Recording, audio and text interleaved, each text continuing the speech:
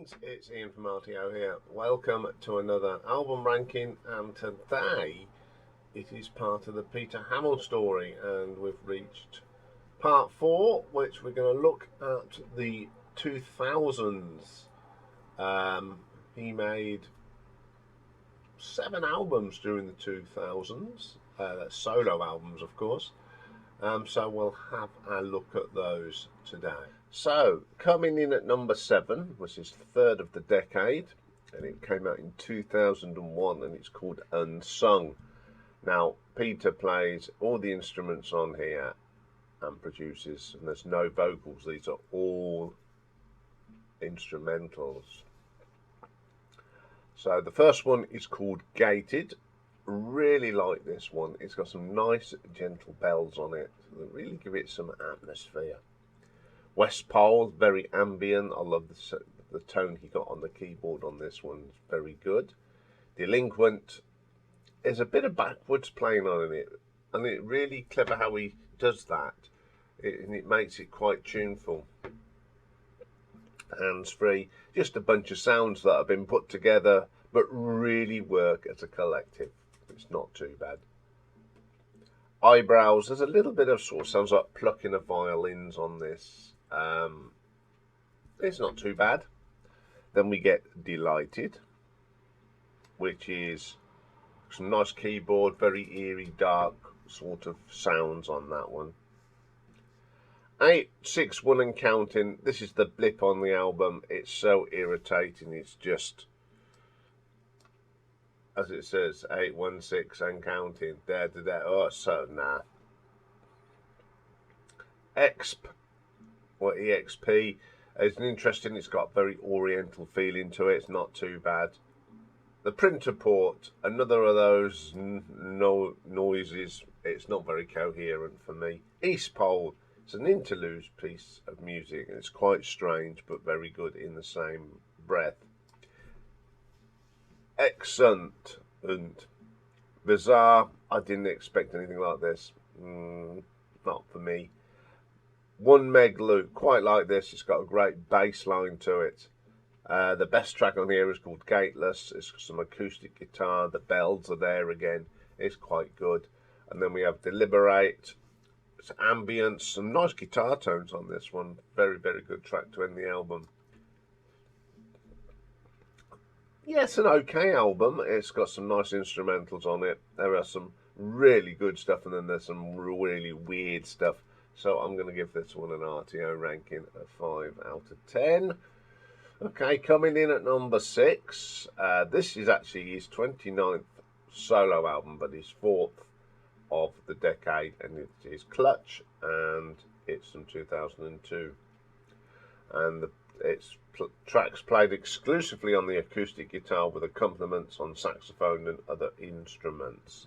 So you've got Peter Hammill doing vocals, keyboards and acoustic guitars, Stuart Gordon on the violins, and the ever-present David Jackson on saxophones and flutes.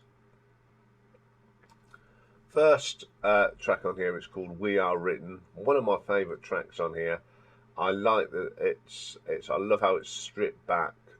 The concept is really good. Really good. Crossed Wires, another great track. I love Stuart's violin on this. Peter's guitar work is really good. It's got a bit of a Celtic feel to it. Then we get Driven, which is my favourite on here. It's just wonderful violin work from Stuart. It's so soothing. A great vocal from Peter as well. Once You Called Me, a lovely combination again of violins and guitars. Excellent. The Iced Hotel, though, this is a long track, but although it's stripped back, it's got different layers and different moods. It's a really good track. This is The Fall. Some really good flute on here from David. So it's a longer track, but it works because it's sort of stripped back progressive rock. Excellent track. Just a Child. This is a stunning vocal from Peter. Some really nice guitars on this. Do like that track. Then we get Skinny. Another solid track. Wonderful stuff. Then we get the last track, Bare Knuckle Trade, which is a long 8-minute track. But I love this track. I like how that sudden bursts of into life. You know, all three of them are making a great contribution. There's some excellent little bits of violin, some really nice flute and sax. Excellent track in the album. I like this album because it's stripped back music, and you can imagine this is how all Peter's stuff start. It's a really strong album, so I'm going to give it an RTO ranking of 7 out of 10. Okay, coming in number 5, we have the 31st album, or the 6th of the decade, came out in 2006, and it's the first album since Peter had his heart attack in 2003, and it's called Singularity. First track on this track is called Our Eyes Give It Shape. A great song, a really nice vocal as well. Great start to the album. Event Horizon. Now and again, Peter does one of these weird tracks, and this one comes into that category. It's okay. I wouldn't say it's brilliant, but it's okay. Famous. Last Words. It's got some nice strings on this. I like that track. Naked to the Flame comes next. I think this is a little bit too long. It's 5 minutes. I think it sort of gets lost halfway through, but he does pull it back.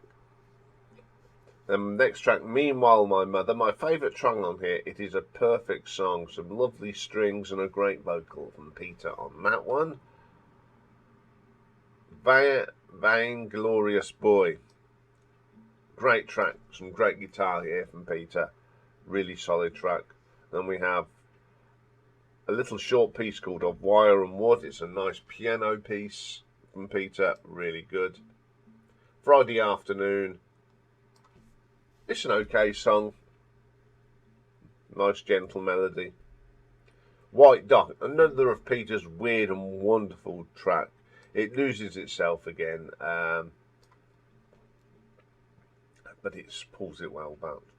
Now, considering 3 years previously Peter had had a heart attack, and he comes up with a pretty strong album, I think, which you've got to respect him for that. So I'm going to give this an RTO ranking of 7.3. Okay, then, coming in at number 4, we've got the 7th of the decade, 2009, and it's Thin Air. Peter plays everything on this. So the first track is The Mercy, a really good track, well put together. I like how it changes moods, and Peter's vocal reflects that. Very good track. You're Facing the Street, another really strong track.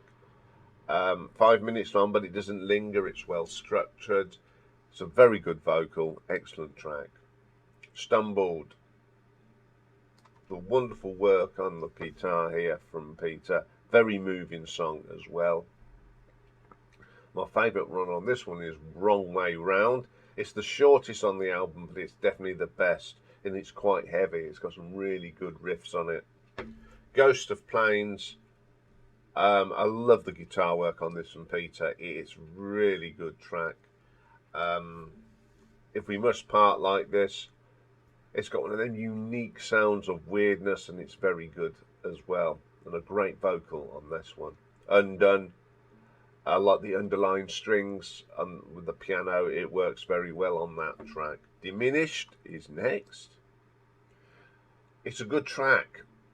It's a little bit too long, but it's still a very good track. The Top of the World Club, it's just too long. It's a great track, but it just loses itself in the middle again. A really good album. There's a couple of tracks on here that are a little bit too long, but it doesn't make the album bad at all. So I'm going to give this one an RTO ranking of 7.5. Okay, top 3. Very hard as usual. He has made some really good albums. So coming in at number 3 is his first one of the new millennium. It was released in 2000, and it's called None of the Above. Performing on here were Peter Stuart Gordon on violin and viola, Manny Elias on drums, Holly and Patrice Hammill. Peter's daughters do some vocals. The first track is called Touch and Go, a real atmospheric track with lots of ambience on here, some fine piano playing on here, and a really good vocal. We've got Naming the Rose next. I love the strings on here. In the background vocals, you've got his daughters who sound wonderful together. It's a family affair, and it's a really good track. How Far I Fell. I like the start to this. It's enchanting. It's a well-structured track, and I quite like the sounds on the keyboards on that one. Somebody Bad Enough. The production on this. It's a very husky sort of voice from Peter, and it does work. Tango for One. It's considering it's 6 minutes. It really flows well. I like that. Like Veronica. It may be 2000, but this is a very new wave 80s sound, and it sounds good. The guitar work on it is really, really good. In a Bottle, a really long track, but it's the way it's split. It's some lovely harmonies. It's got a nice flow to it. It's in different stages. It really works.